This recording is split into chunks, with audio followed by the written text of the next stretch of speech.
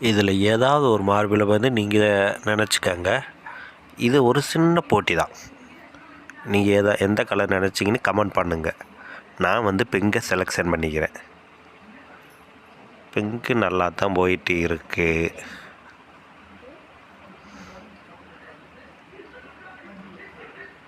நல்லா போயிட்டுருக்கு. அச்சோ, சிவப்பு முன்னாடி போயிடுச்சு. ஆஹா, நம்ம தோற்று விடுவோமோ? முயற்சி பண்ணிகிட்டே இருப்போம். சிவப்பு முன்னாடி போயிடுச்சு.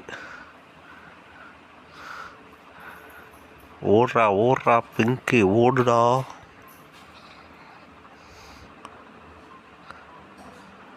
ஆஹா, சிவப்பு போயிடுச்சு.